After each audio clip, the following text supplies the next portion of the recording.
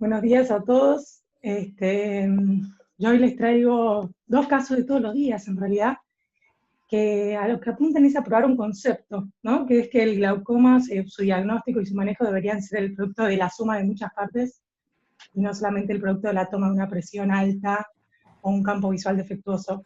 Así que hoy les quiero presentar al glaucoma como un rompecabezas, que es un concepto que me van a escuchar decir mucho a partir de ahora, me parece. Así que el primer caso se trata de una mujer joven de 55 años, de raza negra, con antecedentes familiares positivos para el glaucoma, una madre y hermana en tratamiento médico, con un examen físico normal, salvo por sus presiones limítrofes de 20-21 y paquimetrías bastante finas, de 490, sin ningún antecedente de cirugía refractiva ni nada. Conioscopía normal. Estos son sus campos visuales. Este es los de capa de fibras de ambos ojos. Y este es el aspecto de sus nervios ópticos.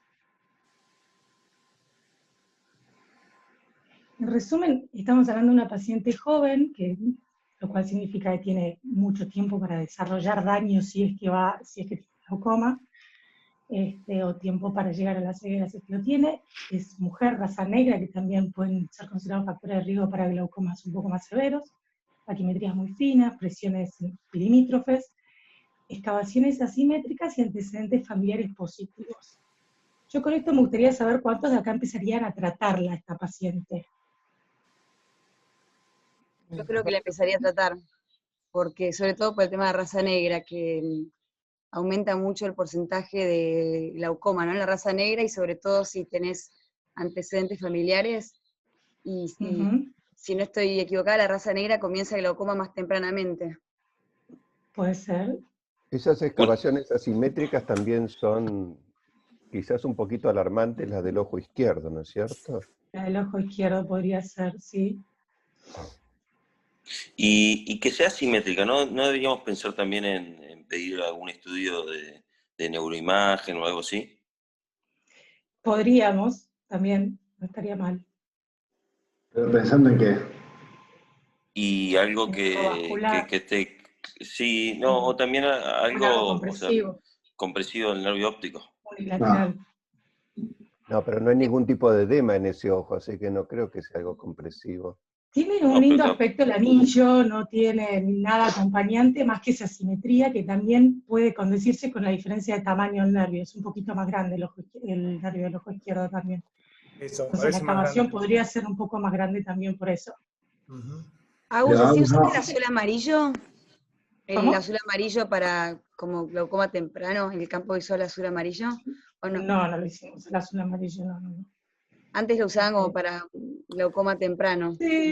Sí, podría ser algo para tener en cuenta, pero allá no lo hicimos ni una sola vez en todo el año, no es algo en lo que se confíe demasiado el azul amarillo.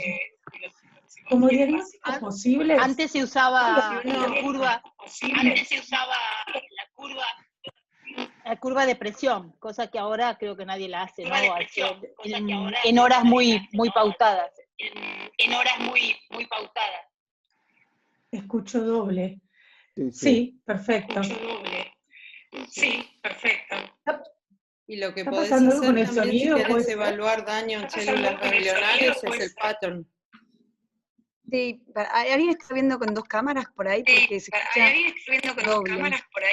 escucha doble. No sé qué pasó, pero algo está pasando con el sonido. Ahora mejoró, ¿no? Ahora mejoró, ok. Te decía de la curva que en su momento... se hacía, pero ahora ya no sé cuántos la hacen. Lo citaban a las 6 de la mañana para evaluar cómo evolucionaba el paciente. Perfecto. No se sigue escuchando muy doble. Sí, es el del AU, no sé. Ahora yo te escucho bien. Es el del AU, no sé por qué. ¿Mi micrófono? Sí, pero cuando se escucha doble... Puede ser la señal, entonces. Sí, pero cuando se escucha doble se prende tu camarita. Ok. Juan, si no pone a todos en silencio y Bueno, Juan, si no pone a todos en silencio lo bloqueo o veo de hacerlo con el celu. El pattern ERG te podría mostrar si hay daño en ganglionarios, pero bueno, con esa papila ya lo debería sospechar. Pero Ok, lo pondrías perfecto. en evidencia. Muy bien. A ver, probamos ahí. Como posibles diagnósticos, en este caso, pensamos en un glaucoma preperimétrico, en una hipertensión ocular o en una sospecha de glaucoma, que en realidad es más o menos otra manera de decir lo mismo, el hipertenso ocular que puede o no transformarse en un glaucoma. Y como conductas, es lo que venimos discutiendo ahora, pensar en iniciar un tratamiento con gotas. Hay quienes pueden sugerir intentar un láser, siendo una paciente joven con raza negra que probablemente tenga un ángulo bastante pigmentado, que pueda llegar a beneficiarse de alguna manera. Lo que sugerían acá también por ahí, solicitar una curva, que acá, contestando lo que vos venías diciendo, hay quienes lo seguimos haciendo, en consultores se hace. Allá de donde viene este caso, no lo hacen en Estados Unidos jamás una curva de presión, jamás los he visto hacer una, así que no fue el caso. Observar, o bueno, lo que venían también sugiriendo ustedes, pedir algunos estudios de detección temprana.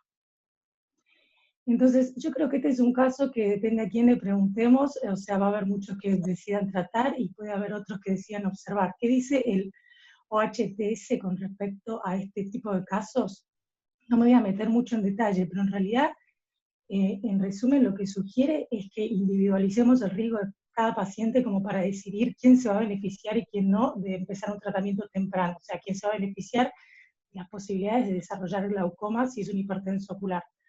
Entonces, estudiar a cada paciente, fijarnos qué factores de riesgo tienen, y si tienen posibilidades medianas a elevadas de desarrollar glaucoma, empezar a tratar tempranamente. Esos se van a beneficiar. Los que tienen riesgos bajos no van a beneficiarse demasiado de iniciar un tratamiento. Probablemente se perjudiquen más de lo que es usar gotas toda una vida, porque sí, que de lo que los vamos a ayudar. En este caso puntual se decidió observar porque la paciente manifestó expresamente sus no ganas de iniciar un tratamiento. Ella se comprometió a venir a las consultas y a los controles y dijo, yo no quiero empezar a esta edad, veo a mi madre y a mi hermana que viven con el tratamiento con gotas y lo sufren un montón, no quiero empezar el tratamiento. Así que este fue un caso que se decidió en conjunto con el paciente, observarlo cada 6 meses con los estudios pertinentes y no iniciar el tratamiento. El próximo caso es una paciente femenina de 70 años, también con antecedentes familiares positivos para glaucoma, presiones arteriales bajas y un examen físico totalmente normal. Agudeza visual 20/20, microscopía normal, una catarata leve, presiones normales tirando a bajas, paquimetrías normales y microscopía normal.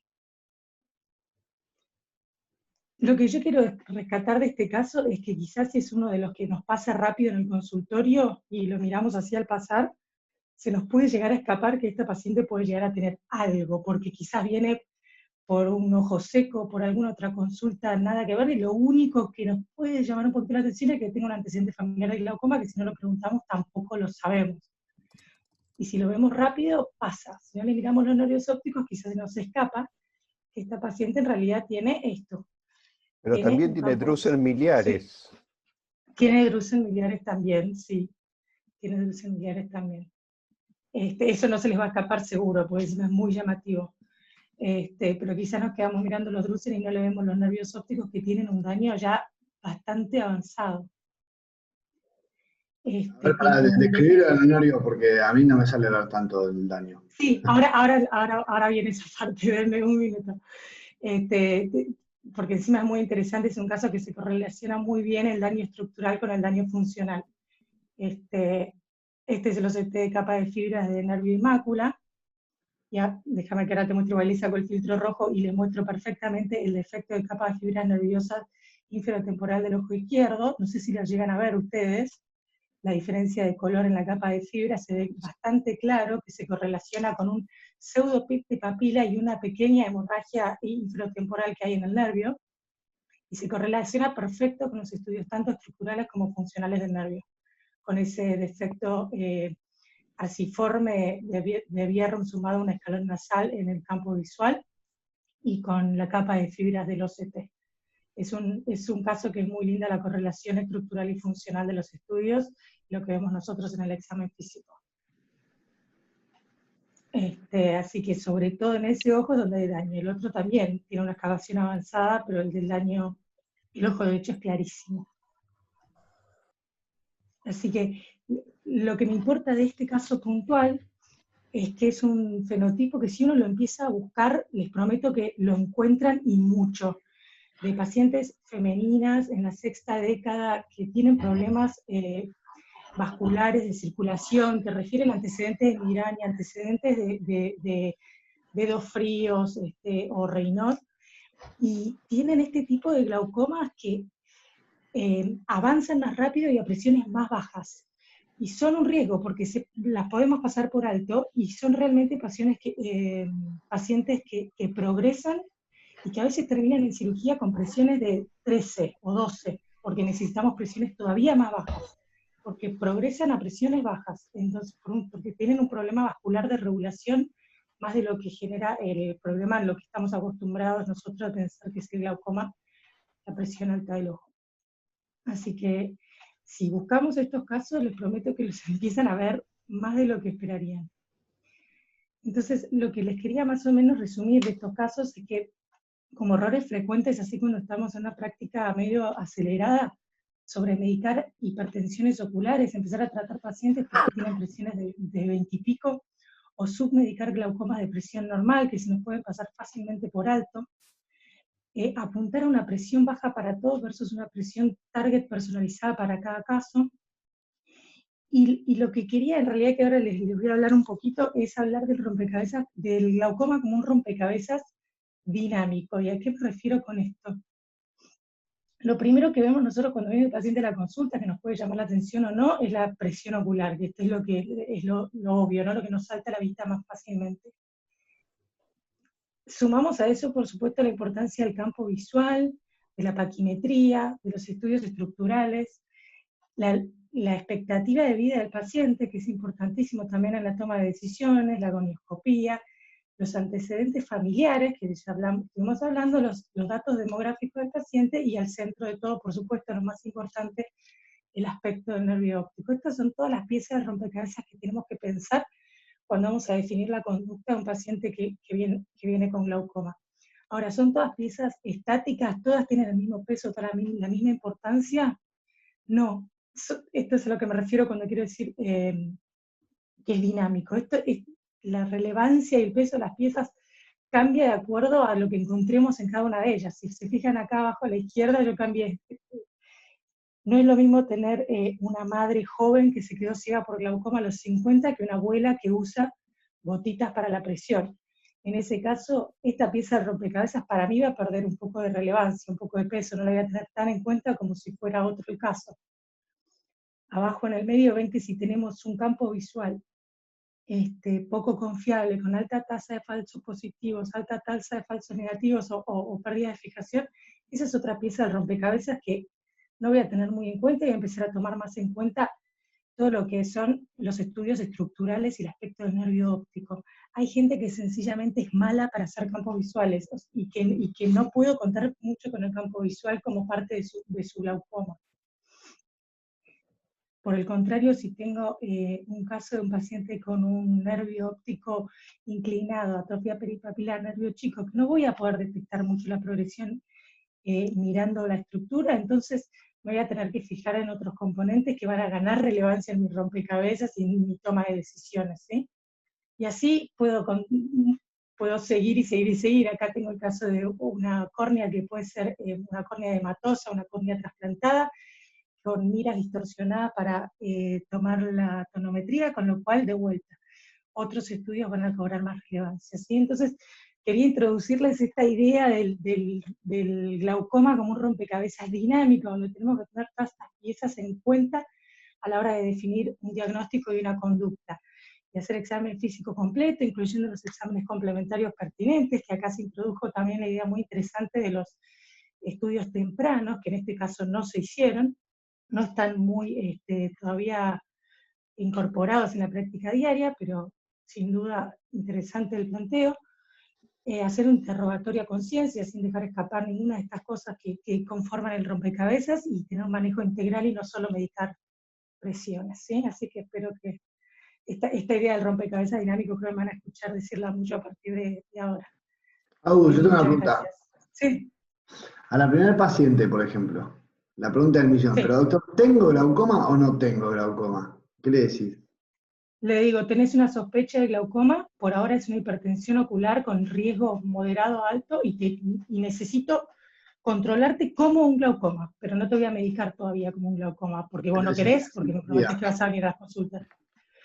Pero no le digo que tiene glaucoma.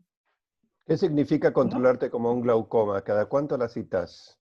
Yo la cito al principio cada 6 meses con un campo visual y un estudio estructural, y si no veo ninguna progresión, porque en el fondo lo que me va a determinar si esa hipertensión era o no era un glaucoma, es ver si hay progresión, si hay algún cambio, si hay algo que me llame la atención, porque al principio, si esta paciente se puede mantener así por 10 años, no lo sé, hasta que no tenga el diario del lunes. Entonces le pido los estudios cada 6 meses al principio y anuales después. Pero la sigo con foto del nervio y campo visual. Que si hubieras empezado a tratarla como vos querías, ¿con qué droga empezabas? Hubiera empezado, es una buena pregunta, en este caso es una buena pregunta porque no hablé de tratamiento en esta charla. En la primer paciente podría haber empezado casi con cualquier medicación, podría haber empezado con un timolol tranquilo, que lo toleran bien, que lo pueden tomar, lo pueden usar 1 o 2 veces al día. Pero en el segundo caso definitivamente no un timolol, no un beta bloqueante en los casos donde tenemos ese componente vascular. Así que en el primero podría haber empezado con cualquier medicación, sí, probablemente un timolol. ¿Qué efecto tienen los nuevos láseres en glaucoma, Agus? Sí, bueno, yo planteé el SLT, la trabeculoplastia selectiva, como una opción de tratamiento inicial que algunos hacen para estos casos. Allá en UCLA no les gustaba para nada tocar el trabeculado, cuanto más virgen lo pudiéramos dejar por más tiempo, mejor. Por otro lado, me llegaban casos también de pacientes que se habían hecho todo tipo de láser antes de llegar a la cirugía, ya con uveitis crónicas por la cantidad de láser que se habían hecho real, 1, 2, 3 sesiones de SLT, después el ciclo G6, después todos los láseres que se te ocurren y terminaban con uveitis crónicas. Entonces, la tendencia ya por lo menos donde yo estaba no era mucho a tocar el trabeculado antes de tiempo. Entonces iniciaban con gotas si era necesario, eran bastante conservadores, y preservaban el trabeculado lo más posible. Okay. Agustina, en los casos donde hay un glaucoma de presión normal, ¿hay alguna droga que en su momento se había intentado para protección de la papila? ¿Alguna neuroprotectora decís? Sí. Sí, se puede considerar una brimonidina, ahora hablan del latanoprost, pero podés darle tranquilamente una prostaglandina, un glaucoma de presión normal, sin ningún problema, que le va a bajar bastante, un porcentaje alto la presión y va a andar bien. No nada que tenga impacto, digamos, por supuesto, vasodilatador o vascular, que le pueda bajar más todavía la perfusión al nervio. Agus, una pregunta. Con el tema, recién hablaste de los trasplantes. ¿Cómo tomás vos la presión en un paciente con una queratoplastia? Sí.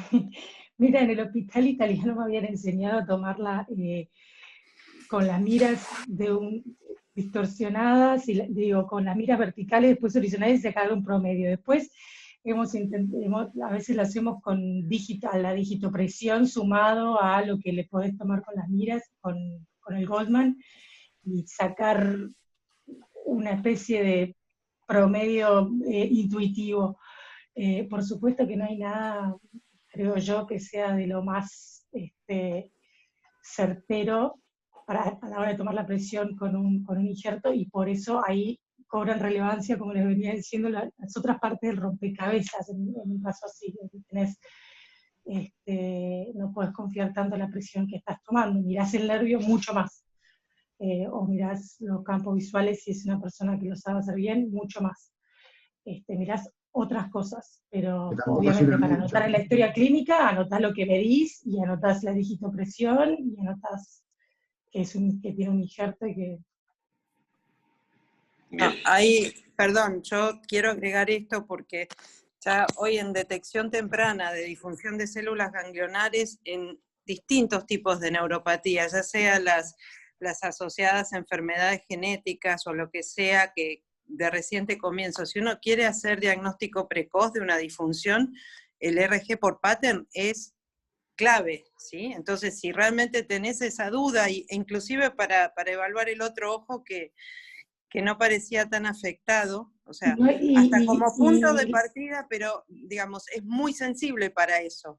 Y hoy por hoy, muchos digamos... falsos negativos, Lau, para estos casos así de disfunción, que a veces todavía no hay una verdadera disfunción, sino como un atontamiento reversible de las células ganglionares, o algo muy, vos lo muy dijiste leve. antes, vos tenés como un todo, vos armás un rompecabezas, vos no te vas a guiar con una sola cosa, ¿no? Si está bien hecho, son pocos los falsos negativos, pero porque es muy específico. Pero si vos tenés un OCT con capa de fibras disminuidas, con un anillo excavado y una disfunción en el pattern, o sea, digamos, ahí tenés tus partes. Eso es categórico y lo que te sirve como punto de partida también en el seguimiento, porque es sensible. Eso hablando de casos muy puntuales como el que presentaste recién, que crees que tiene algo de daño, pero no sabes cuán significativo es, si es porque es la primera vez que la ves. Bueno, esa es otra herramienta de tu rompecabezas. Exacto. Agus, acá te pregunta la doctora Duarte del primer campo visual de la primera paciente. Sí. Pone, tengo dudas del campo visual, no sé si podría considerarse escalón nasal porque están por encima y por debajo de la línea horizontal. Además, no sé si los OCT de capa de fibras nerviosas, las fibras del lado nasal estarían limítrofes. Estamos hablando de aquí. Estamos Compartí la hablando... pantalla. ¿Cómo? Que compartas la pantalla. Así explicar. ¿No estoy compartiendo? Sí, estoy compartiendo. Sí, se ve la pantalla. Sí, sí. Muy bien. El ojo izquierdo me está hablando. Hay acá un punto en el campo visual que podemos considerar como el inicio de un daño, ¿sí? Un punto muy, muy acotado, que una opción es intentar hacer no creo que eso no llega a tomar un macular, pero se puede intentar ampliar la zona haciendo un campo visual macular para ver si ese efecto se repite, o se puede repetir también el 24-2, para ver si el defecto se repite o desaparece, porque este es el primer campo que se hace la paciente, no sabemos si esto puede ser un punto así aleatorio o algo verdadero. Por supuesto se debería repetir el campo visual e intentar quizás un macular para a ver si ese defecto es reproducible o no. La capa de fibras, yo la considero que está bastante normal y se ve normal también digamos, al fondo de ojo. No le veo un verdadero defecto. Bien. Aquí. El nervio óptico, el anillo del ojo izquierdo, yo lo veo también bastante sano y simétrico. Si me preguntan a mí, yo pienso que esto es algo medio de fábrica, anatómico, digamos. Pero también podría... ¿Se ve mi mouse o no se ve? Sí, perfecto. No sé, ¿viste? Alguien puede llegar a pensar que esto es un pequeño inicio de daño. De vuelta, yo creo que en este caso hay que ver cómo evoluciona para tener el sello definitivo del glaucoma. Por ahora se puede catalogar como una sospecha por hipertensión, sospecha grado 2-3, si querés, o sea, de riesgo moderado severo a transformarse en un glaucoma. Pero yo no me animaría a ponerle el sello ahora, con lo que tengo ahora. Bien. Bueno, pasamos al siguiente orador, que si no se nos va a hacer... Dale. Sí, perfecto. Stop sharing, ¿no? Ah. Espérame que... Bueno, cambiamos de especialidad. Esto es un caso, y la discusión de un caso nada más. Súper interesante, Agus, re bueno para discutir para Ateneo. Gracias, Agus. Acá ya cambiamos, no hay nada de glaucoma ni nada. Es un caso que vimos con Emilio, una niña de 8 años, esto fue el 5 de agosto de hace poquito, de este año. Aquí te voy a correr que me está molestando. Una niña de 8 años que presenta disminución de la visión de 1 a 2 meses de evolución, no sabemos bien cuándo fue porque ella no supo bien decir cuándo, y la mamá notó que tenía tortícolis, por lo cual la llevó al oftalmólogo, y donde sí constataron que tiene una disminución importante de la agudeza visual del ojo derecho.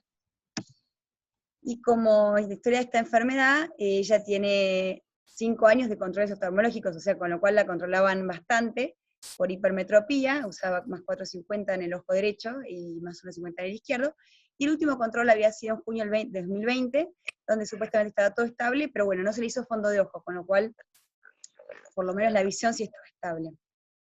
Antecedentes familiares no tiene, medicaciones no toma nada, y al examen externo tenía la agudeza visual de movimiento de manos del ojo derecho y de 20 del ojo izquierdo.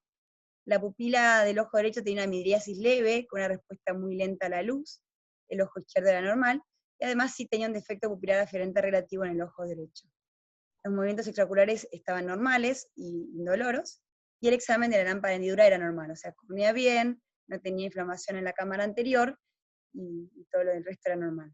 Cuando la vemos al fondo de ojo, el ojo derecho presenta esta gran masa sobre el nervio óptico, con importantes exudados, un leve desprendimiento exudativo macular, y el ojo izquierdo era normal, el ojo normal, totalmente normal, y en la autofluorescencia vemos lo mismo, ¿no? Esta gran masa, con estos depósitos que están por arriba del epitelio pigmentario retinal, porque se ven, no se ve defecto del epitelio pigmentario retinal, y bien blanquecinos. Entonces, con este cuadro, la idea era ver qué hacíamos. Ella ya venía con la serología que le había pedido el médico, que tenía una IgM positiva de 0,2 y una IgG positiva de 0,24. Entonces, ¿preguntaría algo en el interrogatorio que nos falta?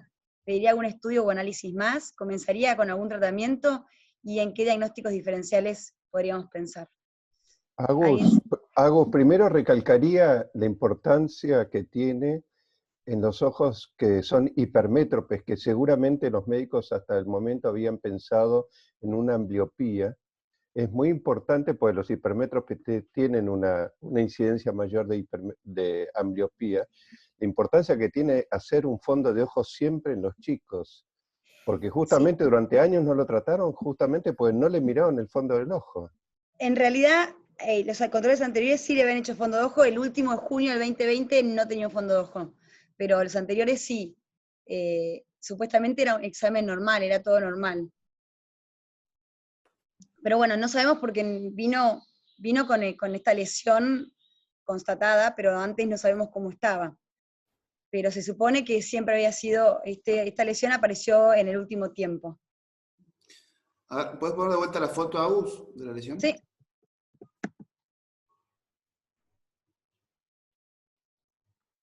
¿Qué más le preguntarían? A alguien con uveitis, por ejemplo, ¿qué más le preguntaríamos? Yo siempre, cuando viene alguien con uveitis, cosas que preguntamos, bueno, si tienen... Contacto con animales. Perfecto. Si tiene contacto con animales, fundamental. Contacto con gatos y perros.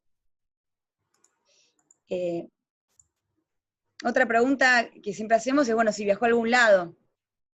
En este caso no, en plena pandemia. Otra pregunta importante es... Síntomas clínicos, o fiebre o algún otro síntoma asociado. Exacto. Tenía un pródromo gripal inespecífico un mes antes de, 1 o 2 meses anteriores, o sea, en junio por ahí había tenido un pródromo gripal, o sea, se había sentido con un poquito de fiebre y un poquito de malestar.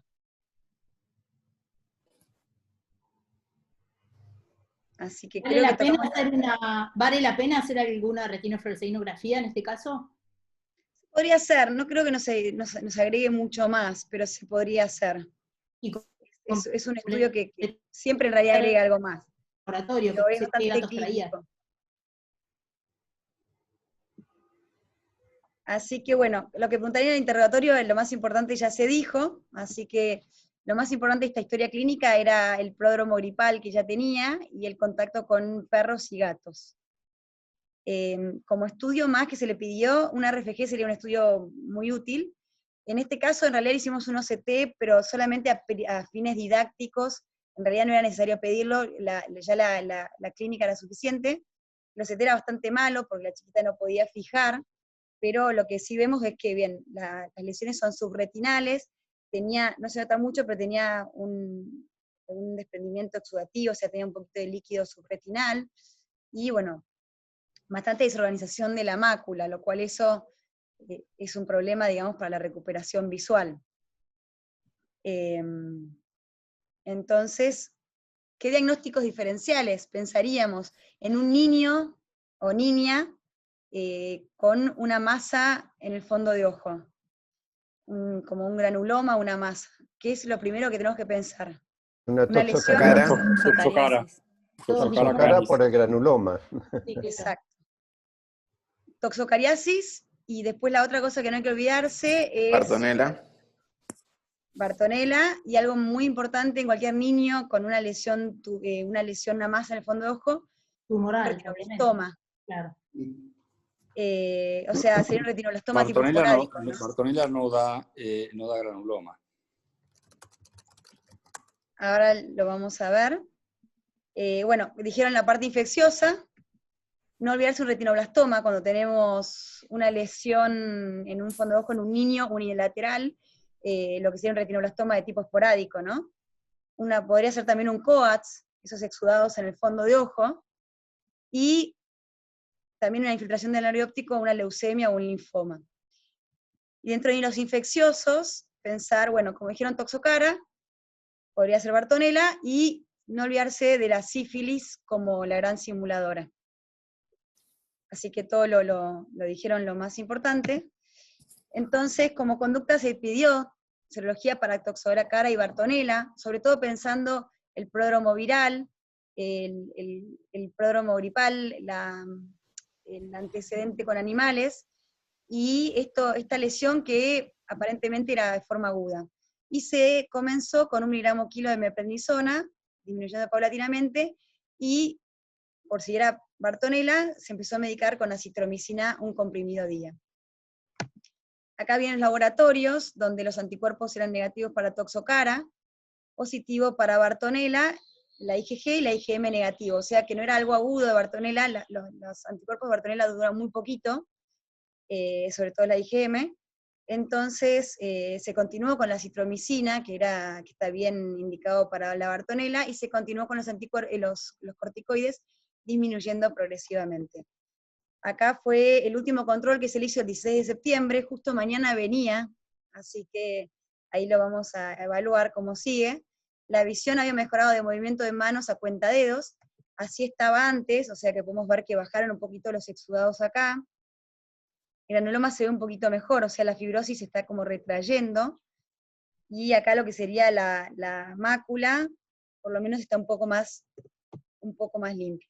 Entonces se siguió bajando el corticoide, acá está con 4 miligramos de meprednisona, y sigue con un comprimido de acitromicina, y la idea es, bueno, hacer 2 semanas más, porque ya lo que sería la infección aguda estaría tratada, y controlar cómo sigue. Entonces, un poquito de lo que sería la enfermedad por arañazo de gato, y por qué pensamos en enfermedad por arañazo de gato. Es producido, como se sabe, por la Bartonella henselae, que es un bacilo gram negativo. Suele a veces generar una pústula en el sitio de inoculación, que muchas veces no se encuentra, y lo que se encuentra muchas veces es el pródromo gripal, que tiene una infección subaguda, con malestar, fiebre, anorexia, adinamia, astenia, y una adenopatía regional, que muchas veces, cuando la afectación es en los ojos, es una afectación preauricular. Tienen que tener un contacto con gatos, o con algún otro animal, y no siempre tiene que ser un rasguño, puede ser un contacto, puede ser un lamido, puede ser a veces mismo si hay pulgas del gato en la cama de la persona, y si tiene alguna erosión en la piel, eso ya entra la bacteria en sangre. Entonces, como manifestaciones clínicas, lo que uno más conoce cuando estudia clínica médica es lo que se llama el síndrome oculoglandular de Parinot, que sería, esto son fotos que saqué de internet porque no tengo ninguna, pero se ve una reacción folicular, una conjuntivitis folicular unilateral con el ganglio preauricular. Esto se ve en un 2 a un 7%. Lo que vemos más frecuentemente es lo que siempre hablamos, la neuroretinitis, que se caracteriza por, bueno, esta es una paciente de 16 años, que presentó disminución de visión en el ojo derecho, y por ese edema papilar le hicieron pulsoterapia pensando en una neuritis óptica. Pero bueno, era una Bartonella, tenía acá la lesión de la Bartonella, tenía la estrella macular, el edema de la papila, y además, cuando miramos, en el otro ojo tenía estas lesiones típicas, que son estos infiltrados subretinales típicos de la Bartonella. Entonces lo típico de la Bartonella es la neuroretinitis, como dijimos, con el edema de papila, la estrella macular, y esos infiltrados retinales que en un 75% son bilaterales. Y después tenemos manifestaciones muy atípicas, como un desprendimiento de retina seroso, que puede ser muy importante, puede haber oclusión de rama arterial, y se puede ver, está reportado, una masa granulomatosa posterior, que es lo que tenía la niña que vimos en cuestión, y hay 5 reportes en la literatura. El primero fue hecho por Cunningham en 1997, que es muy parecido, ¿no? Se ve esta masa granulomatosa sobre el nervio óptico, con mucho infiltrado subretinal, y acá una RFG le hicieron, como se ve cómo filtra el colorante en ese granuloma, y en 10 meses de evolución se generó una gran fibrosis, y la visión mejoró de proyección luz, en este caso a 20/200. Estos eran 2 casos. Este ejemplo es de una niña de 7 años, y como es importante, como les dije antes, y ustedes bien dijeron, lo primero que hay que diagnosticarlo, y el diagnóstico diferencial más importante, es toxocara.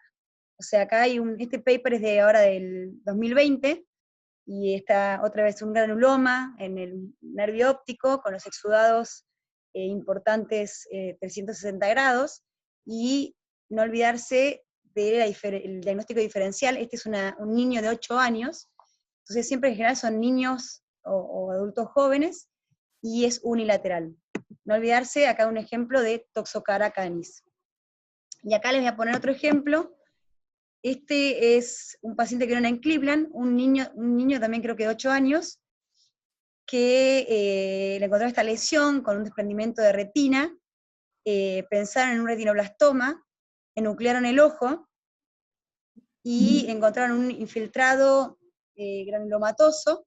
Cuando preguntaron mejor al paciente, era un paciente que tenía tenía un gatito, tenía los rasguños en brazos, y lo que tenía no era un retinoblastoma, sino que tenía la Bartonella. Así que este paciente lo enuclearon. Así que no olvidarse también como diagnóstico diferencial, igual importante, en un niño, el retinoblastoma. En conclusión, y todos estos pacientes, tanto este como los otros casos que están reportados, todos reportan el síndrome gripal y el contacto con gatos. Así que en la enfermedad arañazo de gato, el tratamiento, cuando es la neuroretinitis o una enfermedad subclínica, la observación es posible. En estos casos tan inflamatorios, con el granuloma tan importante, tanto exudado, en todos los pacientes que vimos le dieron corticoides combinado con un antibiótico. Se usó tanto acitromicina como Bactrim. En conclusión, la enfermedad arañazo de gato se puede presentar como una masa granulomatosa posterior, es una forma rara de presentación, no es muy frecuente.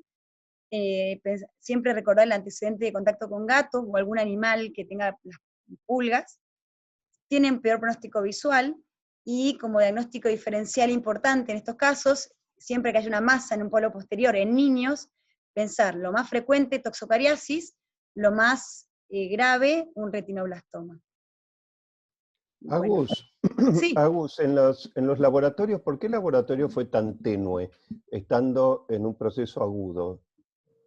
El retinoblastoma se caracteriza, muchas veces podemos encontrar lo negativo. El retinoblastoma, perdón, la Bartonella, dura muy poco los anticuerpos de la Bartonella. En este caso tenía la IgG positiva. Tampoco sabemos cuánto tiempo pasó desde que tuvo la enfermedad. Pero nos pasa que si tardan más de 3 meses en venir, muchas veces encontramos todo negativo. Y en general en 2-3 meses se resuelve solo. Con lo cual no es raro encontrar muy tenue los anticuerpos. Pero ya encontrar una IgG positiva con un cuadro clínico compatible con el contacto con gatos y el pródromo viral, nos indica todo para ese lado. Una cosa que quería comentar en relación a lo que Silvia te consultó, que está bien. Si uno quiere estar seguro si esto es un coach o no, cuando tenés el paciente en la lámpara o para verle el fondo de ojo, pero con la lupa de 90 se ve mejor, es ir hacia la periferia y buscar las telangiectasias. En este caso no hacía falta pedir la RFG, pero es sumamente útil eso. Si yo tengo duda cuando hay mucha exudación en el polo posterior y es un cuadro unilateral en un chico, ir a buscar las telangiectasias vasculares bien a la periferia. Eso es de ayuda. Tal cual, igual acá no pensamos, no se vieron los aneurismas, con lo cual COPS era un diagnóstico diferencial, pero no estaba dentro de los que más pensaba. Así, no sé si hay alguna duda, pregunta. Agustina, vos decís lindo caso. Muy lindo caso. ¿Se escucha doble, puede ser? Sí. ¿Se escucha doble, puede ser? Sí. Te consultaba con respecto a lo que dijiste, que no es necesario que haya un arañazo, pero tiene que haber una lesión básica, ¿no es cierto? Para que una lamida o demás del gato pueda producirlo. Pero a veces puede ser solamente, o sea, a veces no está ni la lamida, bueno, o por ahí no lo refiere ni la lamida ni el arañazo, pero está el hecho de que haya gatos. O sea, es más lo que transmite la enfermedad es la pulga del gato. O sea, y que entra la bacteria por una erosión en la piel. O sea, si uno tiene la mala suerte de tener ya una erosión en la piel por otra razón, y tiene el contacto con la pulga del gato, ya puede entrar la infección. En general son gatos pequeños, son cachorritos, son gatos bebés, digamos, los que suelen generar la infección.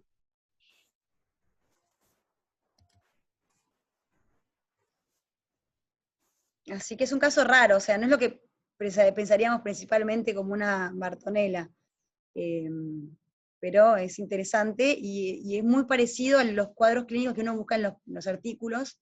Las fotos son muy parecidas, ¿no? Esa gran granuloma en el nervio óptico con una exudación enorme alrededor, y todos se caracterizan por, bueno, una recuperación visual muy lenta y muy, muy pobre.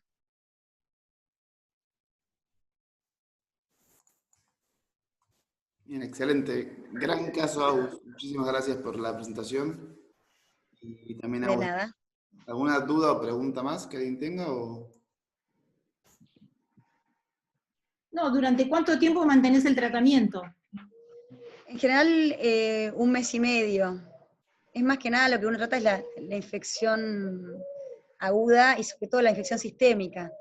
Cuando uno los manda al infectólogo, en general son bastante agresivos y le dan 2 o 3 antibióticos combinados. Necesitan una doxiciclina porque dicen que tiene mejor penetración ocular, con acitromicina porque dicen que tiene mejor, penetración sistémica, pero lo suelen tratar como una Bartonella diseminada. O sea, que la Bartonella diseminada suele tener endocarditis o una bacteriemia importante. En el ojo en general muchas veces, en este caso no, porque tiene una inflamación muy importante, pero la neuroretinitis muchas veces si uno no la trata se va sola. Pero por lo general uno espera que se vaya la estrella macular, son 2 meses más o menos. En este caso lo tratamos 2 meses. La experiencia que tengo yo es que hacen muy frecuentemente desprendimientos de retina de muy mal pronóstico, ¿no es cierto, Agus? Por la fibrosis, pero más que nada las toxocariásicos están ahí en el polo posterior, son las que hacen desprendimiento de retina, ¿no? Porque están ubicados en un lugar malos y van traccionando, esa fibrosis que tiene va traccionando la retina y va generando una fibrosis que en un momento tracciona. En la Bartonella, bueno, vamos a ver cómo se comporta este caso. Ahora viene bien, pero bueno, hay poco reportado, con lo cual hay sí dos reportes importantes, como ese que mostré, de que lo habían directamente nucleado, y tenía un desprendimiento de retina casi total. Cristian, de acuerdo a lo que dijiste entonces, ¿vos le harías, pensando que puede, si la evolución va a peor, una vitrectomía para eliminar esa fibrosis?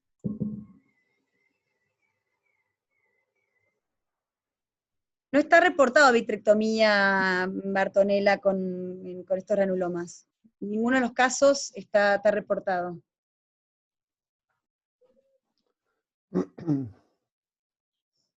Para una toxocariasis, yo creo que sí, capaz que depende, si no, si hay un desprendimiento de retina con fibrosis, sí, pero para la Bartonella no está reportado. Y además esos exudados subretinales que tiene alteran muchísimo los fotorreceptores, por eso es que la recuperación visual de estos casos suele ser pésima, ¿no es cierto? Exacto, sí, tal cual. Bueno, muy bien. Yo acá tengo una pregunta de Silvia, que no sé si quieren que la comparta un poco, porque me parece que puede llegar a aportar, que me hablaba del primer caso, no sé si volver o no a eso, le contesto a ella después en privado, el primer caso del glaucoma, porque me vuelve a preguntar por los defectos del campo visual, que parecen un inicio de escalón nasal en ambos ojos, que acá me parece que hay algo importante para recalcar. Compartí, Agus, Sí. Compartí tu presentación. Para que yo hago esto acá. Capaz que ahora puedo. Espera.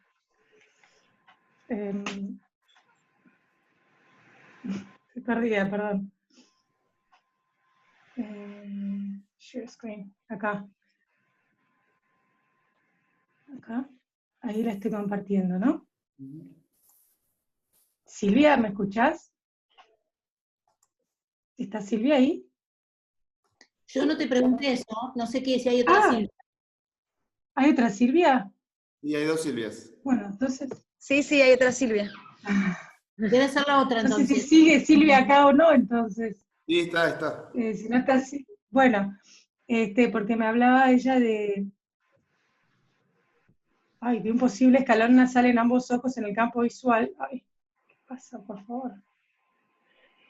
Que no sé si ella se está refiriendo a esto, pero lo que quería aclarar es que en realidad acá no hay defecto nasal en estos campos visuales, digamos, todo lo que hay en la periferia es la disminución de la sensibilidad normal del ojo periférica, que no es la misma, por supuesto, que la sensibilidad central. No sé si por la escala de grises ella me estaba preguntando por un escalón nasal, porque ella lo había interpretado por eso, y por la capa de fibras, que siempre se afina un poco hacia los sectores nasales.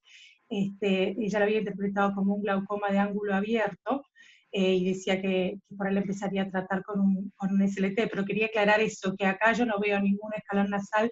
Estos pequeños disminuciones de la sensibilidad periférica en el campo visual son parte de la normalidad. Y lo mismo en la capa de fibras, y también me hablaba ella de que del daño estructural precediendo al funcional, que si esto ya estaba adelgazado, eventualmente iba a llegar al campo, que es real en muchos casos, pero no en todos. Esa correlación o temporalidad, donde primero hay defecto en la estructura y después en la función, no es siempre así, como en medicina, que 2 más 2 da 8. Entonces, quería aclarar eso nomás, por las dudas. Aprovechamos, Agus. me está escuchando. Si le querés contestar las preguntas que te ha hecho Emanuel Holzman, que me parecen súper... Sí, a Holzman me quiero tomar un tiempo y escribirle por mail y mandarle bibliografía, porque me hizo muchas preguntas interesantes como para sentarme y contestarle le pensaba mandar, ya le contesté a él por privado, de hecho que le iba a mandar unos artículos interesantes de todo lo que me estaba contando. ¿Me puedes compartir así porque yo también quiero saber las respuestas? Bueno, lo mando al grupo y sí, te lo mando a vos como coordinador, la respuesta que arme con todo, pues son bastantes preguntas que me hizo. Me pareció que era más directa la respuesta y que era algo importante para aclarar así rápidamente para todos, pero eso es todo por ahora. Así que por mí ya estoy. Bueno, creo que estamos, ¿no? ¿Alguno tiene alguna otra duda o pregunta? ¿No? Bueno, Muchísimas gracias a todos por escuchar y por su atención. Las Agustinas, muy bien, ¿eh? Gracias, Excelente, Agustina, chicas. por Muy bien. tu domingo de Excelente, campo, chicas. por dedicarnos tu domingo de campo.